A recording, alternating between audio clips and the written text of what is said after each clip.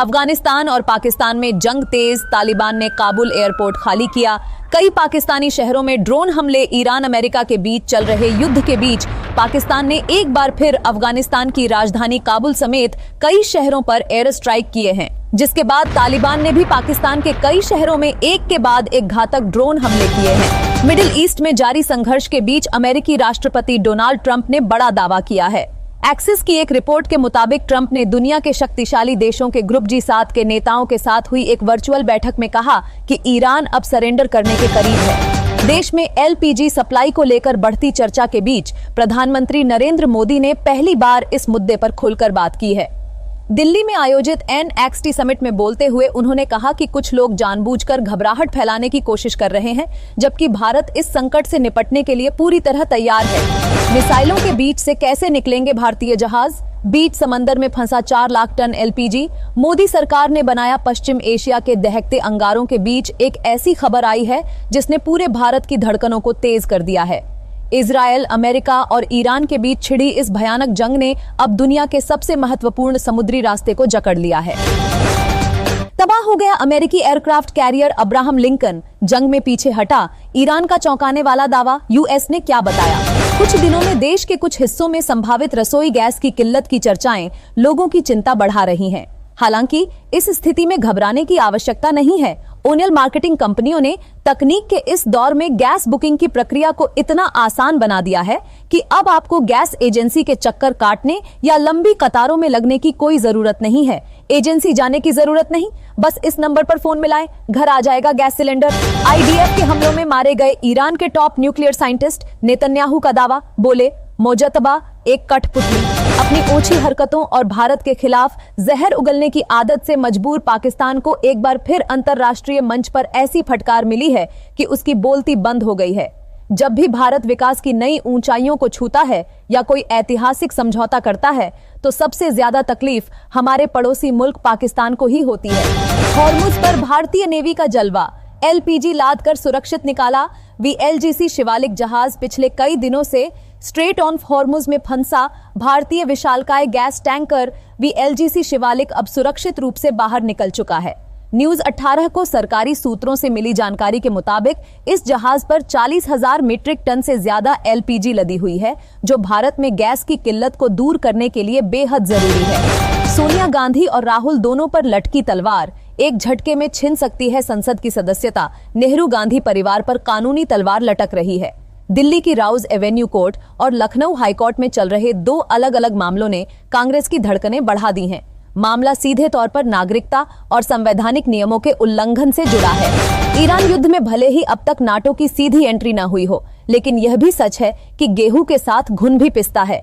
इसलिए ईरान की मिसाइलों और ड्रोन के निशाने पर न सिर्फ अमेरिका और इजराइल के सैन्य बेस, बल्कि नेटो के सदस्य देशों की सैन्य संपत्तियां भी हैं। इजराइल ईरान युद्ध की आंच भारत तक। ओमान में ईरानी ड्रोन अटैक में 2 भारतीय की मौत, 10 घायल।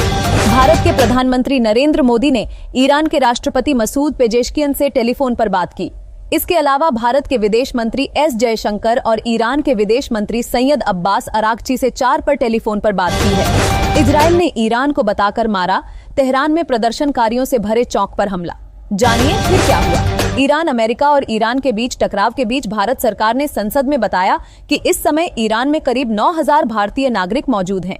हाल के दिनों में क्षेत्रीय हालात बिगड़ने के बाद भारत सरकार ने वहां रह रहे भारतीयों के लिए कई सुरक्षा उपाय किए हैं। UNSC में ईरान के खिलाफ भारत के रुख पर विपक्ष का हमला, चिदम्बरम बोले भारत की विदेश नीति एकतरफा। नेता प्रतिपक्ष राहुल गांधी ने देश की ऊर्जा सुरक्षा, एनर्जी सिक्योरिटी को लेकर केंद्र सरकार को आड़े हाथों लिया। राहुल गांधी ने प्रधानमंत्री नरेंद्र मोदी पर बेहद गंभीर आरोप लगाते हुए कहा कि सरकार की नीतियों की वजह से भारत की ऊर्जा सुरक्षा के साथ समझौता किया गया है। सऊदी अरब, UAE, ईरान के खिलाफ जंग में शामिल होने से अरब देशों का इनकार। यूएस की धमकियां क्यों बेअसर? मिडिल ईस्ट में बारूद की बारिश के बीच PM मोदी की बड़ी पहल। ईरान के राष्ट्रपति से की बात, शांति का दिया मंत्र। चीन ने ईरान को दी $2 लाख की आपातकालीन मदद। ड्रैगन के दिमाग में आखिर कौन सी खिचदड्डी पाक रही? तुर्की में घुसी ईरानी बैलिस्टिक मिसाइल को नाटो ने मार गिराया। ईरान बोला यह तीसरे पक्ष की साजिश, न मिसाइलों का डर, न हमलों का तनाव। तेहरान की सड़कों पर कूल मूड में दिखे ईरान के सबसे पावरफुल चेहरे। चाइना की समुद्री दीवार, ताइवान के पास हजारों जहाजों का जमावड़ा।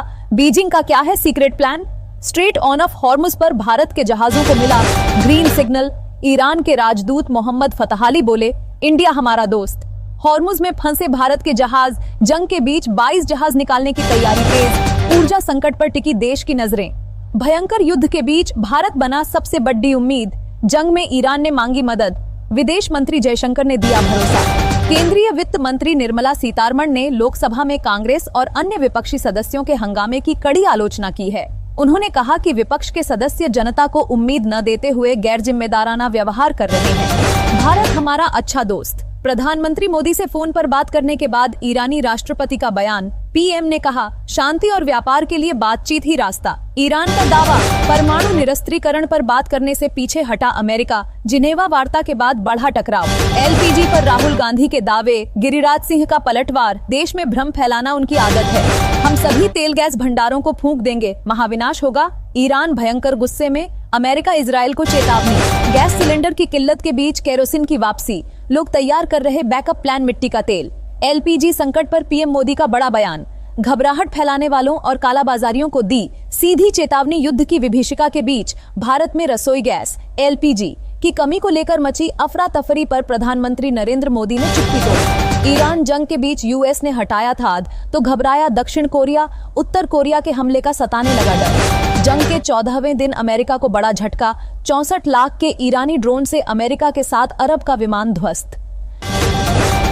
शहीदों के खून का बदला लेंगे। स्ट्रेट ऑफ हॉर्मुज बंद रहेगा। सुप्रीम लीडर बनने के बाद मोजतबा खामेनेई का पहला बयान। मिडिल ईस्ट में तनाव बीच सईद इरावानी का बड़ा बयान। हॉर्मुज में शांति एवं सुरक्षा बनाए रखना ईरान का निहित अधिकार। मिसाइल तो छोड़ ही रहा ईरान, अब साइबर अटैक से भी किया नाक में दम। जंग में क्यों हांफने लगा अमेरिका? तेल टैंकरों को स्ट्रेट ऑफ हॉर्मुज पार करना है तो माननी होगी एक शर्त। ईरान का ऐलान, यू टर्न या नई चाल। बिहार विधानसभा को बम से उड़ाने की धमकी। 16 मार्च को राज्यसभा के लिए होना है चुनाव। इजराइल पर मिसाइल हमलों के बावजूद यूपी के 6000 मजदूर क्यों नहीं लौटना चाहते अपने घर? भारतीय राजदूत ने बताई वजह।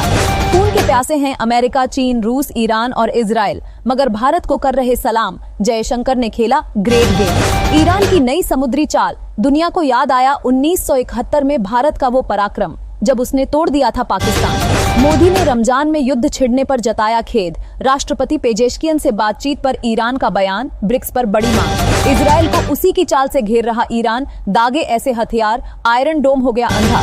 जंग के दलदल में धंसता जा रहा अमेरिका। क्या अब नेतन्याहू को फंसाकर बाहर निकलेंगे ट्रंप? क्या है प्लान बी? कोमा में है ईरान के नए सुप्रीम लीडर मुस्तबा खामेनेई। एक पैर गंवाने का भी दावा। बर्दाश्त की हद पार। ईरान ने नाटो देशों पर किया सीधा हमला। आगबबूला हुए मैक्रो ने दिए महायुद्ध का संकेत। सरकार ने एलपीजी पर कहा, कोई कमी नहीं। पैनिक बुकिंग हो रही। 50 से 55 लाख से 75 लाख पर पहुंच गई। ईरान इजराइल युद्ध के बीच कांडला पोर्ट क्यों बन गया इतना खास? 3 दिनों में पहुंचेंगे 22 जहाज। ईरान के नाम पर छाती पीटी तो बढ़िया इलाज कर देंगे। संभल के सीओ कुलदीप सिंह के बयान पर घमासान।